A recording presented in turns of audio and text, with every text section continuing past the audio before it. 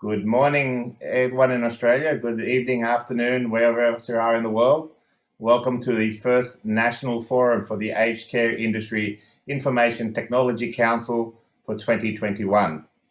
We'll just give people a few minutes to log in, where the numbers are starting to pick up. Whilst we do so, I'd just like to go through a bit of housekeeping with everybody. At this stage, everyone's microphones, other than those presenting, has been muted. If you have any questions that you would like to ask us during the event, please post them using the Q&A panel at the bottom of your Zoom screen. If you have any technical issues, you can also post them through the Q&A, and our technical team will be directly in contact with you. Today's session is being recorded and will be made available in the next couple of days for you to share with your colleagues and friends. So we'll just give people a few more minutes. We'll get people, numbers are starting to roll up. But again, just keeping in mind, your microphones are muted. Any questions you have during the session, please use the Q&A panel at the bottom of your screen. Look forward to answering those in our panel session at the end of the session. If you have any technical issues during the webinar, please also post them using the Q&A panel, and our technical team will respond to those as quickly as possible. However, if you do have any issues with watching the webinar, the session will be recorded and we will be made available for everyone in the next couple of days. And we would be keen for you to share that with any of your friends and colleagues involved in aged and community care. Okay, so just to give you a bit of an idea of what to expect today. We do have an agenda where we will be updating you on the work of the Aged Care Industry Information Technology Council over the last year and giving you some details about what our plans are for 2021.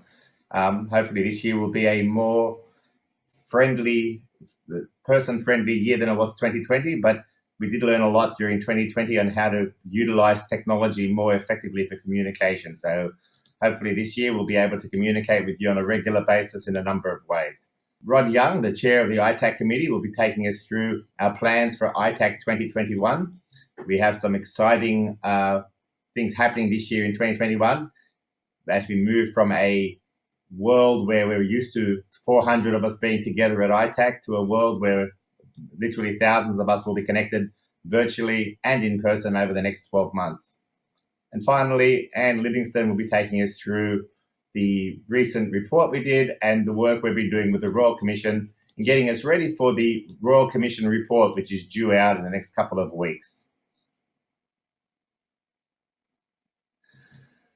Hopefully all of you are familiar with the Aged Care Industry Information Technology Council. We have been around since 2007 and our work has been focused on improving the quality, safety and efficiency of aged care delivery through the use of technology. We do this by promoting the analysis of technology and its use, backing that with evidence-based research to demonstrate the value of technology and focusing on the improving outcomes for aged care providers and aged care recipients. Most of you would have received over the last year a number of new reports that have come out through our organisation, but the key ones, of course, are our 2017 Technology Roadmap, which has become a stalwart piece of work for everyone to use in developing their IT strategy. In 2019, we released the Aged and Community Sector Technology and Innovation Practice Report on the research and evidence, and I think that's been very useful for many people. Last year, we released the Care IT Report, Capabilities in Aged Community Care Readiness and Evaluation of Innovation and Technology. And that report has become a focus for many organisations as they move into the 21st century with the use of technology. And last but not least, and not yet publicly released, but keep your eyes out for it, is our work on a national network of living labs for the aged and community care industry. So we believe this will be a sentinel piece of work to help us evolve aged care in the future.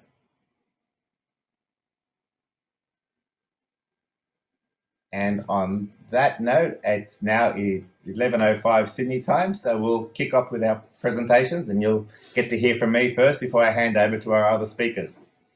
So again, welcome everybody, and I'd like to do a welcome to country for anyone from an Indigenous background who is joining us today. I personally am on Gadigal land and I pay my respects to elders past, present and future, anyone attending today's event. So let's dive into the last year of the council and what we had expected in 2021. As we all know, we are in very surreal times. As we look back on 2020, an unprecedented year, we are all waiting anxiously for the release of the Royal Commission into Ageing and Aged Care's report at the end of February, trying to predict its findings and recommendations and planning how we will all respond. At the same time, we wait every morning for the numbers. Any cases of community acquisition in our state, any new hotspots, how many vaccine doses are we to receive? We switch on the TV and we see awful images of hospitals at capacity, makeshift morgues, numbers we cannot comprehend. Meanwhile, we continue to provide care, hear of the financial and workforce challenges aged care faces, see the occasional story about aged care, usually with some degree of hyperbole and inaccuracy. We've all learned more about the science of virology and immunology in the last 12 months than most of us ever learned in our entire lifetime, and that includes me and my medical colleagues. All the while, technology continues to advance to the beat of Moore's law, continuously increasing in capability whilst also becoming cheaper. We hear stories of amazing new devices that will measure our physiology, our movements, our mood, and a myriad of other things. We hear of the artificial intelligence, which will know more about us than we know ourselves, and how one day soon we won't need to learn to drive, to clean, or even leave the house as automation takes over. Then we hear about the loss of our privacy, how search engines are bankrupting news sources, and even the threat of not being able to Google in Australia in the future. My soliloquy could go on and on. The famous Chinese curse, "May you live in interesting times," has affected us all over the last 12 months. Today, we will look back over that last year, discuss what we have been up to in the Council since ITAC 2020, probably the last large in-person event any of us have attended. We will then look forward to 2021, give you a heads up on our plans and seek your input on how we can help the industry. It will be a busy year as we respond to what is sure to be a very large document from the Royal Commission. However, I hope 2021 is not defined by what is wrong with aged care, but rather with how aged care took upon itself the responsibility to improve and transform itself whilst maintaining its ethos of care. At the Council, we take collaboration very seriously. We see technology as a component of all sectors of aged care, from policy decisions to delivery at the bedside or person's home. As a result, we find ourselves working with partners across the spectrum, from the Minister's Office and the Department, through the various academic bodies involved with research into ageing and aged care, through the peak bodies of the various professional groups involved in delivering care, and the peak bodies representing the providers of care. However, we aim to go deeper than just peak body engagement by working directly with provider organisations to understand their challenges and their clients, the recipients of care, and their families and loved ones. This year, through our involvement with a number of studies, including the Care IT report, which is probably the most comprehensive study of the use of technology in aged care in Australia, we have developed a significant knowledge of the issues facing aged care. To a significant degree, this has been echoed by the Royal Commission and their report into technology in aged care, which was released at the end of last year. We will touch on these, but the essential things is our next steps. How do we take this laundry list of issues and solve them? At the Council, we believe this requires a systematic, evidence-based approach. Iterative research on solutions in real-world environments with transparency and a culture of sharing solutions. We have built our relationships with academic and research groups locally and around the world to enable us to do this better. Once the air clears after the release of the Royal Commission report, we plan to hit the road running on developing solutions that leverage technology to solve the issues identified and seek your support and collaboration to do so. Sharing information has been the basis of our ITAC events for over a decade, and this year is no exception. Like everyone, we've had to adapt to the COVID environment and have used technology to enhance our communications. Whilst we have all developed some Zoom fatigue over the year, we now regularly communicate to hundreds of colleagues through our forums, and ITAC will leverage that over the next 6 months to ensure that we all share in the learning experience. However, we will strive to meet again in person and are actively planning a large-scale in-person event for later in the year, pandemic willing. This includes our awards, where we get to recognise the works of our peers and celebrate them. I look forward to hearing how our industry adapted to the challenges of the year, and that was to say the most challenging, and deliver innovative solutions to the problems it faced. Finally, we want to look at how our organisation can adapt to deliver greater value to our industry. We know innovation is important, and we will continue to support it through our startup activities, our events, and our research collaboration. But we also know that implementation is the key to delivering value from innovation, and we seek to help support that by refining our network of CIOs, executives, care providers, and others directly and indirectly involved in providing care for older Australians. We seek to support the workforce already out there, whilst laying the groundwork for new roles that enable us to use technology to improve the aging experience, whilst ensuring safe, high quality, effective care for all who need it. As part of this, we are calling for participation and review of our current committee structure, and to explore new mechanisms of sharing information. And we'll touch on this in more detail, but I ask you all to consider how you can be more involved with the council and how we can provide you greater value. One area you can get involved with immediately is joining our LinkedIn group, where we will be sharing information on a regular basis and hope to stimulate a lively discussion. The other is to be involved in our regular surveys and bring to us any ideas you believe we should explore. Finally, our mentoring program is continuing, and we hope to expand that in the near future. We know it is a challenge, but we believe it is a privilege to be able to help care for older Australians with compassion and dignity. This remains our main focus, and our role is to integrate technology into that goal effectively. To do that, we need to work together, and we look forward to doing that with you. And on that note, I'd like to hand over to my good friend Rod Young to take us through our plans for ITAC 2021, which hopefully will be a first time we'll get together again in person to discuss the challenges we face. Over to you, Rod. Thanks very much, George, and welcome everyone. ITAC has had like everything else in recent times, a fairly difficult period in planning for 2021. We originally planned the main event for this year to be held in March 10th and 11th, and had to take a fairly conservative approach to running the event. So we have moved the event timeline to the 23rd and 24th. So if you have ITAC in your calendar already, can you check that you have put the new dates in? That's the 23rd and 24th of March.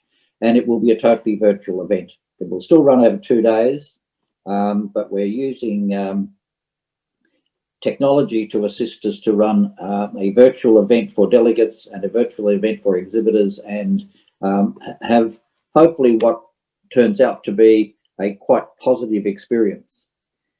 In addition, we decided this year to run a number of international forums. So these will be a forum which will focus on a particular topic, and will be run during the about 4 to 6 week timeframes between the virtual event in March until later in the year. What we've decided to do is in September, again the 23rd and 24th of September, is to, as George has just said, pandemic permitting, run a hybrid event which will be a full face-to-face and a virtual event combined, so we can take our lessons learned and the opportunities of a digital environment to have people participate in a virtual environment, whilst allowing others who wish to have a face-to-face experience to join us in the usual conference atmosphere. In the context of the international forums, we will be running these in the context of a 2-hour webinar with a focus on a particular topic, and we will be advertising those and inviting participation from the industry quite broadly. Coming back to the next ITAC event scheduled for the 23rd and 24th of March, just a couple of highlights of some of our keynote speakers. We've got Brian O'Connor, who is the chair of the European Connected Health Alliance, talking about some of the experience of the Europeans and the use of technology in their situation, which I'm sure everyone is aware has been a far more dramatic and impactful event in the pandemic environment than fortunately we have not had to experience in this country. Ellie Smith, who's from Westpac Strategy and Innovation, looking at how they are considering the use of artificial intelligence to improve their customer experience. We're partnering with Care Factor, and the 10 finalists in the Care Factor pitch event will be presenting on the afternoon of the first day of ITAC on the 23rd of March. I think many people from the industry might not have experienced a pitch event previously. I think you might find this quite exciting. It demonstrates some of the really innovative thinking and some of the areas of focus that startups are applying themselves to in a variety of different contexts to show the innovation that can be applied and the way in which it can assist the industry to improve the care outcome.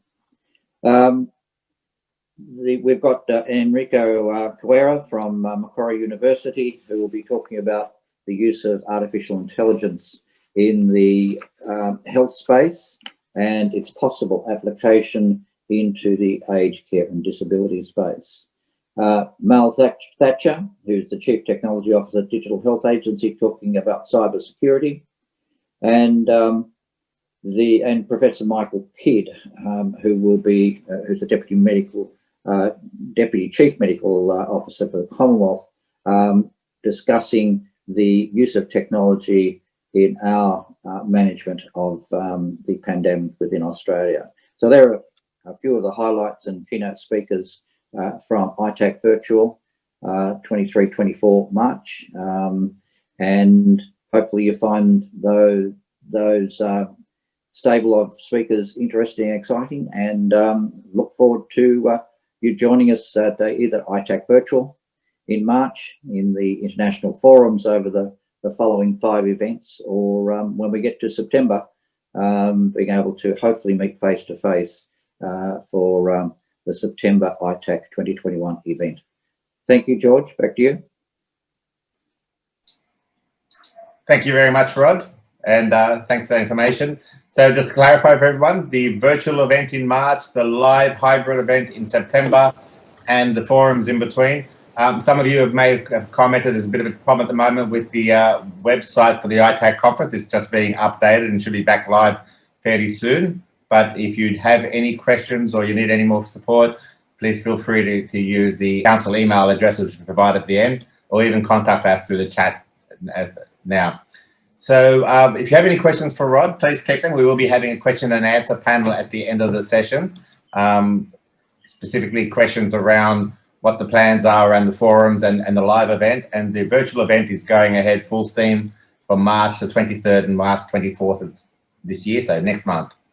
Okay, so now I'd like to call on Anne Livingston to give us an update on the work we've been doing at the council leading up to the release of the Royal Commission report, and how we believe the value of that information will be useful for everyone going forward. Over to you, Anne. Thanks, George, and hello, everyone. Look, it's my job today just to take you through the work that we have been progressing, particularly in relationship to the Royal Commission, but also building on our recommendations from the Care IT report. We're, like everyone else, have been consumed by the Royal Commission, and I'll talk further about the submissions that we put into the Commission.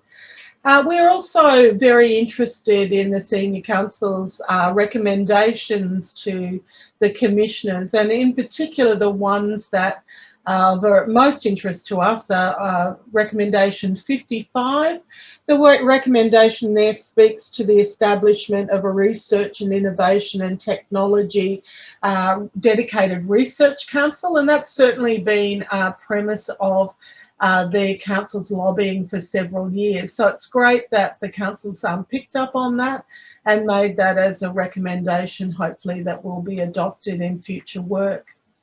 Also, recommendation 74, which it talks to the universal uptake of My Health Record within aged care. Certainly from the advent or prior to the advent of My Aged Care, the council has been very active in lobbying and seeking improvements in My Aged Care and alignment with My Health Record. We've embarked on quite a series of intensive work with the Australian Digital Health Agency on this agenda, and shortly we'll be announcing a number of national forums where we hope to engage with you and in the industry and vendors also specifically about how we could fast track that uptake of My Health Record. We've got ambitious goals of 100% uptake in a very short period of time. So we hope that you'll stay tuned for further information about that, and specifically the dates in which we'll be doing these forums and consultations. This to us is a really important issue and builds on a lot of the findings that we had in the technology roadmap and also in the Care IT report. We're also interested in the recommendations 87 and 94. These recommendations particularly talked to the uptake of assistive technology and technology in the funding field. This is something that has been obviously an issue that's got in the way of, we believe, greater uptake, and having funding mechanisms in which people can incorporate technology at higher levels or in a much more universal way is something that the council is working very hard to achieve. So it's with those 4 recommendations that we've been really drilling down on the research work that we've been undertaking, and also looking at the new opportunities for research to inform those agendas. So moving right along, the council did make a number of submissions to the Royal Commission, and indeed during the process of the commission work, we actually met on numerous occasions and provided commentary and expert advice to the Commission. In particular, we provided 2 formal submissions, and they're available on the Commission site, and we can forward those to anyone directly who's interested in it. For those of you who may not have picked up on those submissions, our first submission talked from care recipient to care participant, where we reviewed our work over a period of some 12 years and looked at the role that consumer-directed care was playing or could play if it was technologically enhanced. We also identified the barriers that our sector has experienced, particularly those of infrastructure requirements and digital inclusion of workforce and client groups. Our second submission really talked to the program redesign, and we built on the work that we've undertaken, particularly in Care IT research project, and looked at the opportunities to redesign both our funding and our service system to incorporate higher levels of technology and more consumer interaction with both those services that are higher users of technology. So those 2 submissions, I think, set the premise for our work. But as everyone knows, it's no more critical time for our industry than now. We have been really focused on what this criticality means for digital uptake of greater impact than we've seen in the sector. And it's with that agenda that strategically the board and the committees are looking at a number of future actions. We did also spend considerable time with the Royal Commission in its development of their agenda around technology and innovation. And I bring to your attention, in case you haven't seen the Commission's report on ITC strategy and architecture, you will see throughout that the Care IT report has been used and informing some of that. We continue to talk to the authors of that report about the opportunities to work further on new agendas and on improvements in the sector. This is particularly going to be a feature of ITAC, so I'd encourage people, along with Rod's call, to be involved in ITAC and listen firsthand. We've got the author of that publication talking about the findings and what that means for the sector going forward. I guess since June, when we tabled our report to the department on the Care IT research that we undertook, our focus has really been promoting the recommendations that have come along from that report. The Council has been working consistently and regularly meeting with the Department of Health key players in this area, and we've been working towards developing up a roadmap or a game plan to see the realisation of those 9 recommendations. For those of you who perhaps may not be familiar with the 9 recommendations, Georgie's going to just put them up in the screen now. I'm not going to talk to each of those recommendations. You can read those in the report, but I think they were recommendations covering a range of areas, from digital maturity, the need for investment strategies, the critical issue for us around business to government interfaces, the need for national benchmarking and new innovative models and workforce standards. We also looked particularly at the need to look at standards in the context of assessment strategies, and more inclusion of standards in terms of using technology to generate real-time data reporting. We hope to work further on that, and we've been working with the Aged Care Quality Commission on a number of initiatives there. We also concentrated at the time, for obvious reasons, in recommending a number of projects that could go forward as economic recovery projects, and we're working with various other departments outside health to realise some of the benefits of that.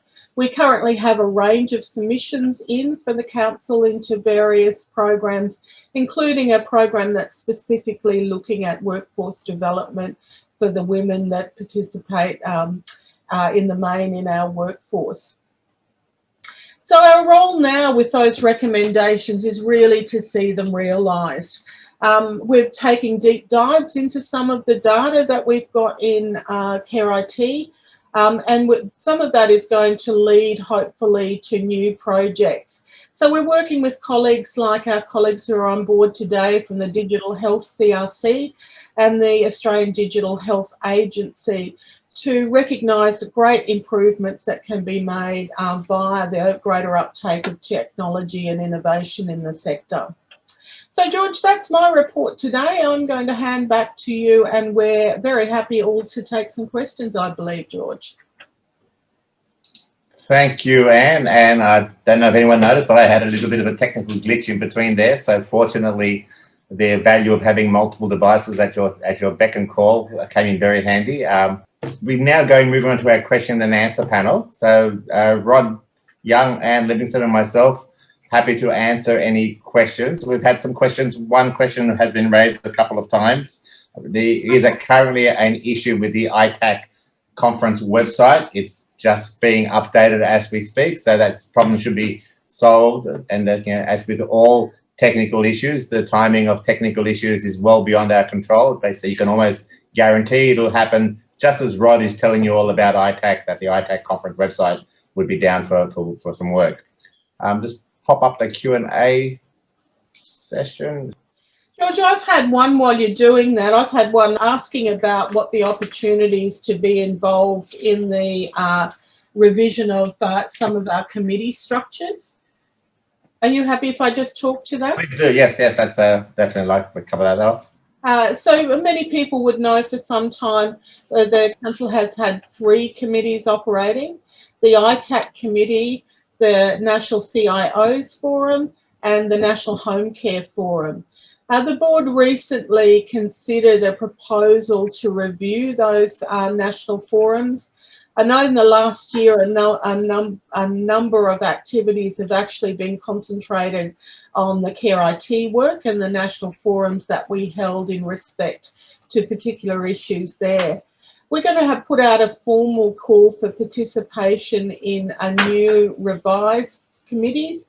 And as George indicated, they will be similar vein in line with the CIO's National Forum, a forum that broadly addresses and focuses on the technology infrastructure issues, a national forum that speaks to service models and workforce, and a national forum that will continue for ITAC and the national forums that will be running through 2021 and onwards.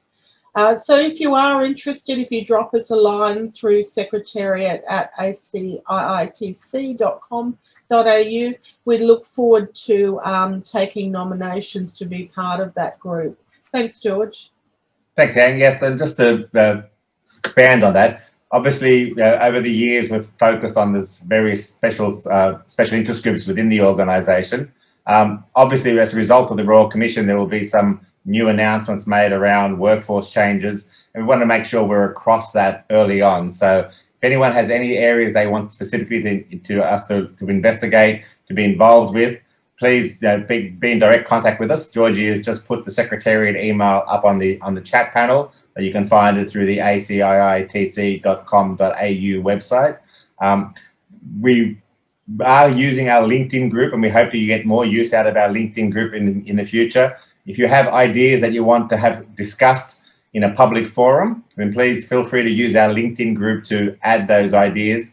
And we have no predefined structure for our new organisation. We are looking at making it agile and adaptable and enable it to respond to the challenges we're going to face over the next 12 to 24 months as the whole industry responds to the Royal Commission and the day-to-day challenges that we currently face. So please put your hand up, get involved, engage with us. We're now all quite used to doing this online. We can do this in a regular basis to improve the organisation. We do have some questions around the Royal Commission report.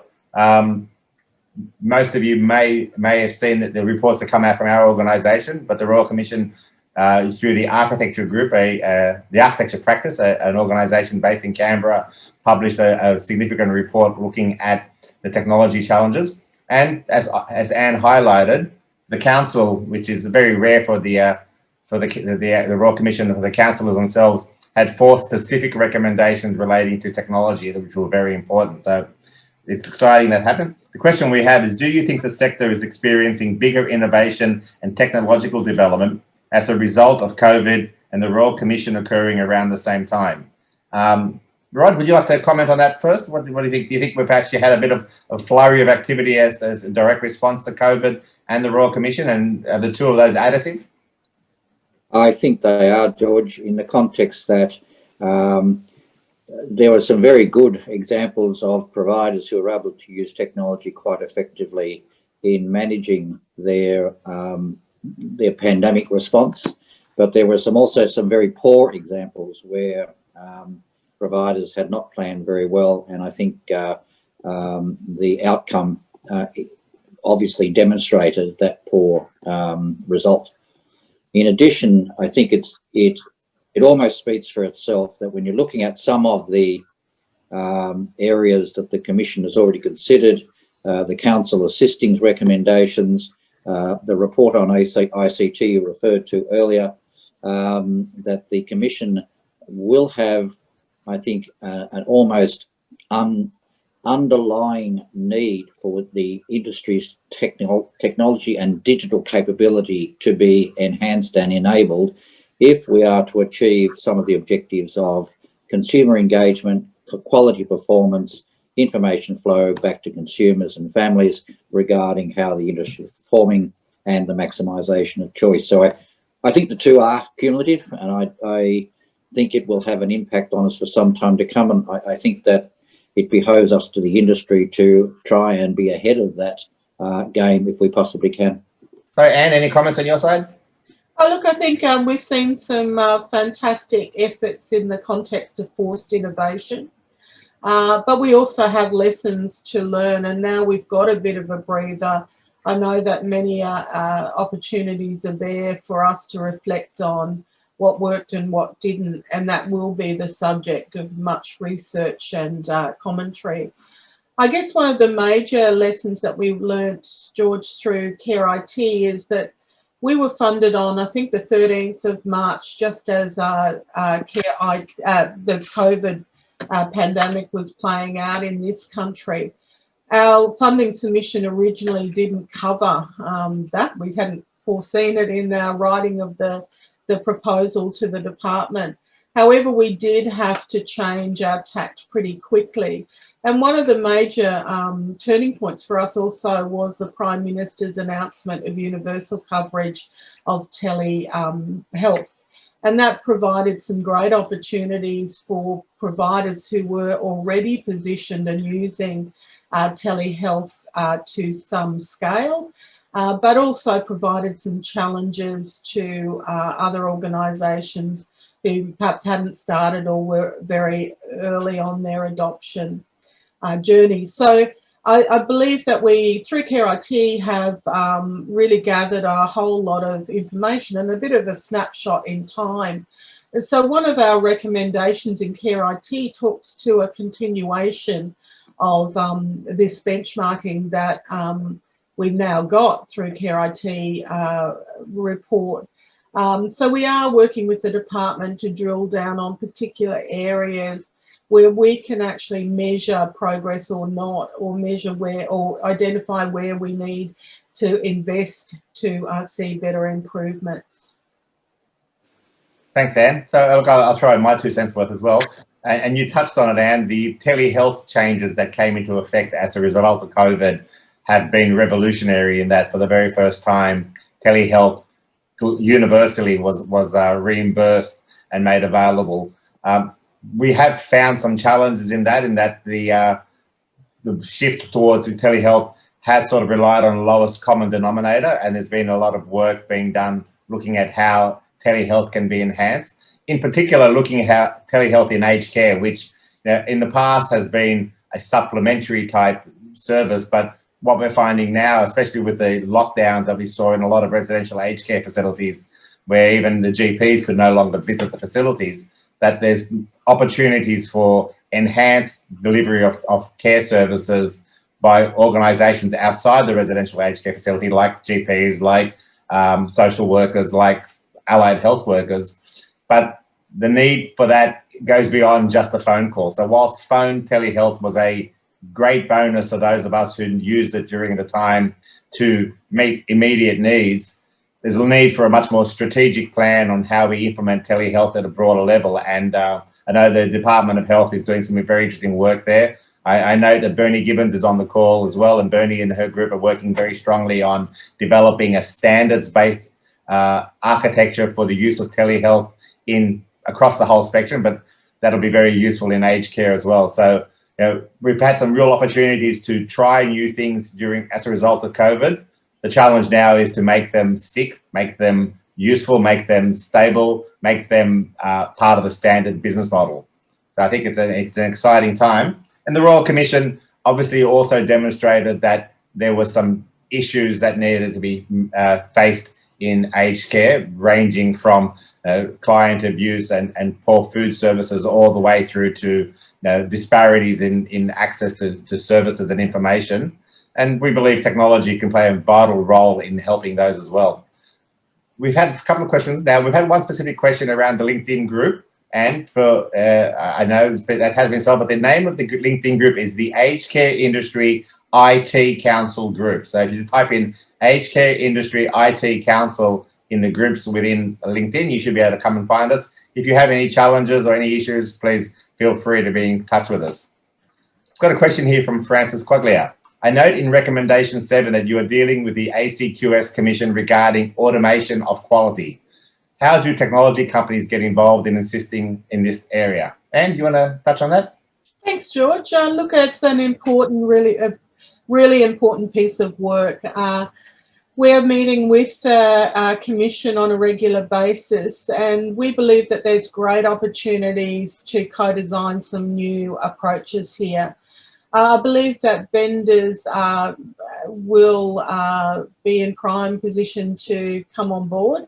I guess the work that we've been doing also with the Digital Health CRC, Swinburne University, ACSA and the Guild has been to really look at the role that co-design will play in the future of new service delivery and new options for older Australians. And we see that that framework can be really well applied to this task. We are currently, or have currently completed some work over the Christmas period that we're hoping that we will release to our membership shortly, and be able to make an announcement, Francis, about how you can be involved. We will be actively involving older people, the industry and vendors in this work. And we hope that we can come up with some solutions that are really fit for purpose and really do work thoroughly to improve the quality of service delivery. Thanks, Anne. Rod, any comments on that?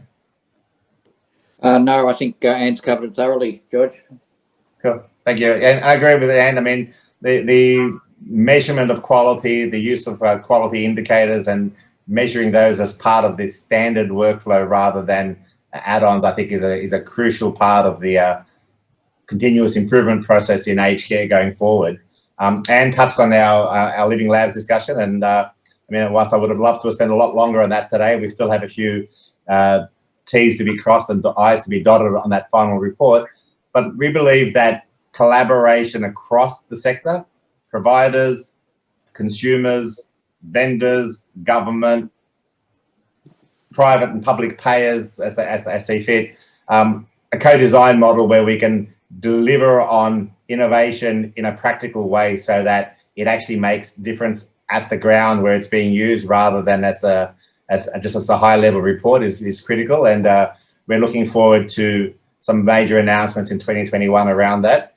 But again, you know, it all comes down to collaboration. I mean, you know, whilst consumers have issues that need to be solved, providers need to find solutions to those issues, the vendor community needs to also be involved in demonstrating to those providers that they have those solutions. And part of that is that ITAC over the last many years, many of us had that first opportunity to actually see vendor products in real life, in play, have discussions with the vendors around the solutions they have available. And many of the vendors have come back to us and said that the opportunity to talk about solutions with providers and with customers has been a vital part of ITAC. So ITAC over this year has changed its format, but that key open communication channels between all players in aged care, I think, is critical.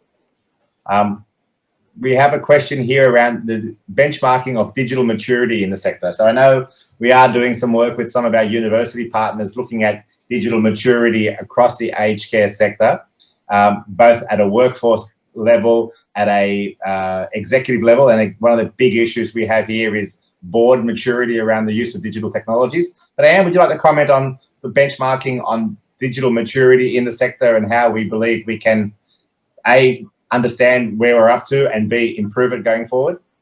Thanks, George.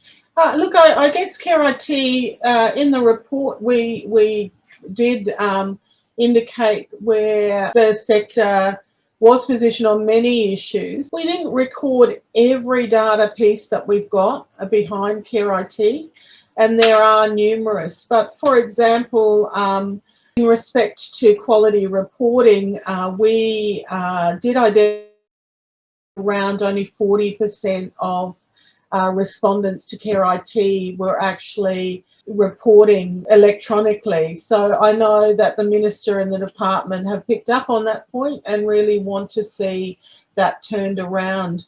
We hope that that's one area that we'll see a progressive improvement over, and we'll be able to survey over the next few years to ensure that we can actually measure that.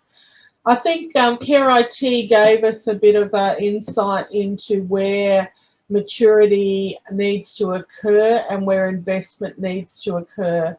You know, the assumption that larger organisations were the only ones that were investing and achieving in this sector, I think, was dispelled a little bit in Care IT, and that there's great opportunities to look at improving a number of elements. The My Health Record uptake is one particular one.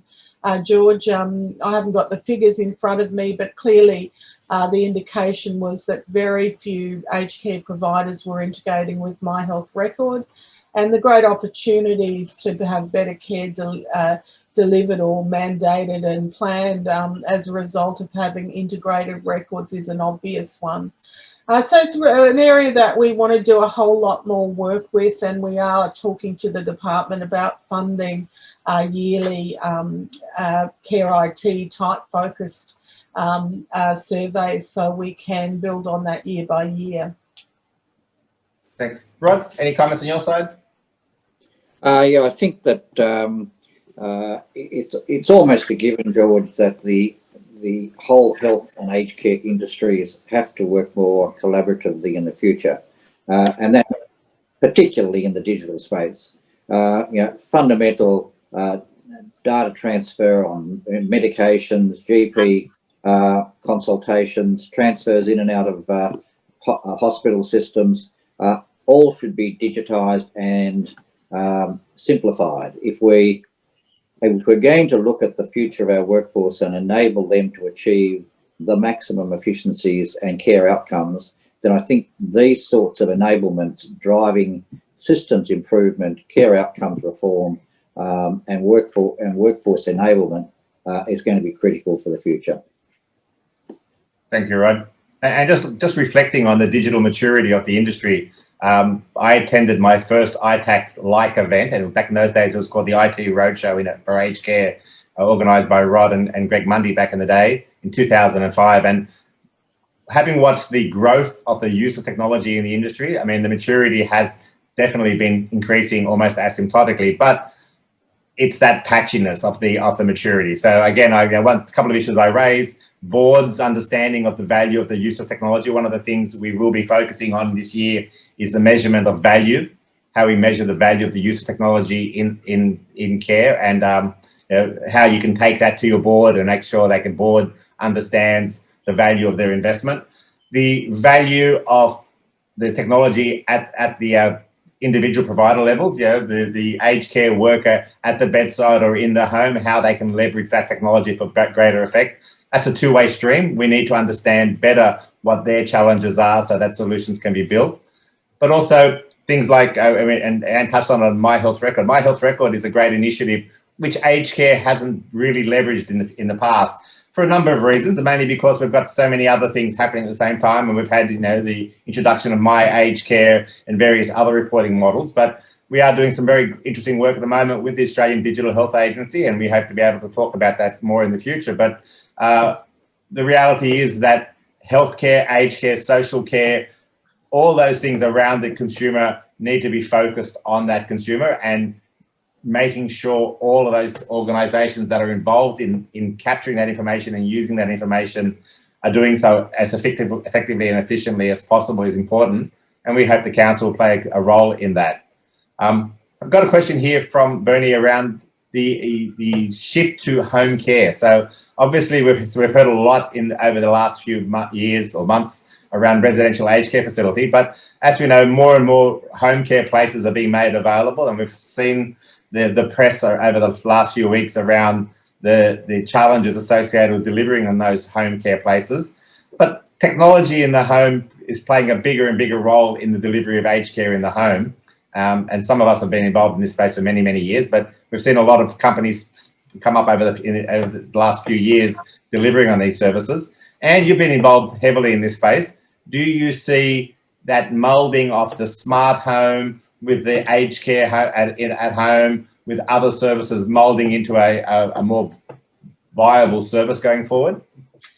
Thanks, George. Yeah, certainly, as Bernie, this is an area close to my heart. The role that technology can play to assist an older person and their families to stay in their own home for a longer period of time is really a top priority, I think, for everyone. The advances that we're seeing now with very integrated approaches, we've seen some of these advances being showcased as new concepts at ITAC and now being reality of commercial products that are being used throughout the sector.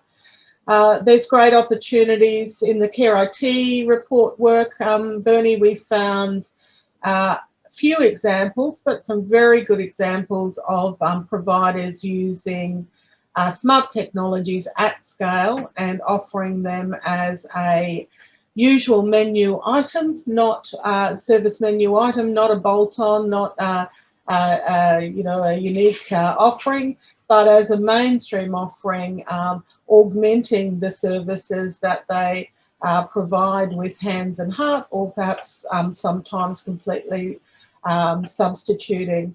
I think the areas of interest for us is to really evaluate the quality and how the quality, perhaps, you know, there's some evidence we found in our 2019 research about what the evidence was showing. We did find some evidence about improved and better quality via digital delivery rather than traditional delivery sets.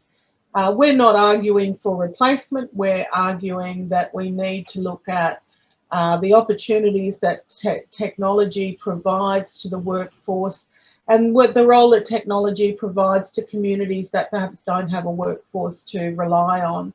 And we're seeing some great examples of that where the use of telehealth and smart home monitoring is assisting people to stay in their own homes longer, but also to receive services at the point in time that they need that service or the service is most valuable to them. And that only can be really realised by the use of data. We know that we're collecting a whole range of data. We're not very good at using that data or interpreting that data or refining service models as a result of that data. So Bernie, there's a lot of work there to do, but we do believe that there's great opportunities. And I guess some of the recommendations of the Royal Commission, particularly those of 87 and 94, speak to the new funding models that we need to really promote that more on the agenda, and we'll be really working keenly to have that refined and documented in funding models to allow providers to clearly consider how these sorts of options new options in service menus can be properly funded. Thank you, Anne. So look, I've got a couple of ITAC specific questions, so I'll hand these over to Rod. A couple of questions from the vendor community. How can they get more involved with the council and participate in events, conferences? I'll give you an opportunity, Rod, to tell us about exhibitor and sponsor opportunities at the upcoming events. As we've noted, the formats have changed. We're moving to a hybrid virtual world. So the good old days where you just signed up and got a booth at one of our conferences are changing. So I'll get Rod to talk about that. But also people are asking about the monthly forums. You know, how should they get involved? Will they be dynamic panel question and answer type sessions? Will they be just presentations? I'll hand over to you, Rod, to give us a bit more detail from where we're up to with the ITAC events over the 2021. Thanks, George. Yes, there are many sponsor and exhibition opportunities in respect of all three activities. So the virtual conference, there is a prospectus that is available now that should be able to get off the website. Hopefully that is live again any moment. And we are looking at having a main sponsor for each of the international forums, but there'll also be exhibitor opportunities in respect to those events as well. And then when we get to September for the planned hybrid event, there will be both virtual and face-to-face normal exhibition and sponsor opportunities with that. So we'd love to hear from you. We are certainly looking for maximising our involvement and vendor involvement in all three activities. So please either go on the ITAC website or contact myself or Jane Murray, and we can then provide the information to you ASAP. Thanks, George. Thanks, Rod. So like I said, yeah, ITAC is evolving, and the good news is the ITAC website is back up live. I can see it in front of me right now, so it just goes to show that, you know, technology can be repaired quickly when needed. So the information about this, the event is live. Like I said, exhibitors, sponsor opportunities are available, and as we go forward for the forums, there will be expressions of interest for people interested in being engaged in those. And obviously, the live event in September will be structured along the same lines as our past conferences, so they're big live events. Just touching on that, Rod, awards. The awards have been pushed back to September. Any comments around the awards coming up in September 2021? Yes, obviously we deferred it because it was not possible to hold a physical event, and we usually have the gala dinner as part of the awards presentation night. So moving to the virtual environment, we decided to defer until the September face-to-face event where we could actually have the gala dinner, have the full awards presentation night. We've extended the submission deadlines. Haven't got it at the top of my head because we just changed the dates the other day, but it will be up on the website, and we extend, I think, until a date in June. So there is a considerable amount of time for people who hadn't taken the opportunity previously to submit an award to actually rethink and to submit for this year, with the awards being presented at the September event. Excellent. So we've had a few questions from people around how we engage in ITAC. So chances are very strong we'll have another live event before ITAC specifically for the vendor community, maybe on how to better interact with ITAC. And you had something you wanted to add? Look, I think ITAC's a great opportunity to showcase what's happening out there in the sector. Many of the award winners from previous years, Rod, we found through our recent research how much they've gone forward and advanced and developed. And it's great to see the evolution of those services and their relationship with vendors and startups to really create some new products and approaches in the market. ITAC's, I think, a fabulous way of showcasing and gathering collaboration about issues as well.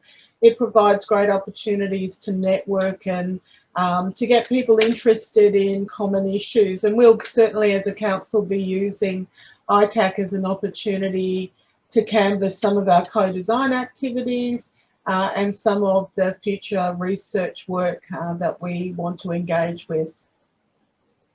Excellent.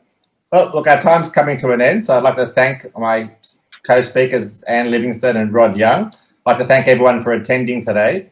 Keep in mind, you can join our LinkedIn group, Aged Care Industry IT Council Group, and looking forward to a very active year as we wait patiently for the Royal Commission findings and respond aggressively from once they're released to solve the problems that they're identifying. I think it's very important that the industry take an active role, and I'm looking forward to working closely with all our partners in delivering on the use of technology in aged care, moving us towards a digitally enabled aged care service in Australia. Remember, ITAC Virtual, March 23 and 24. The more people there, the better. We will get to share knowledge from some of the most renowned speakers in Australia and from around the world. ITAC Live in September will be our chance to get our boogie back on. I have a question there about dancing. I'm hoping by September, Bernie, dancing will be allowed.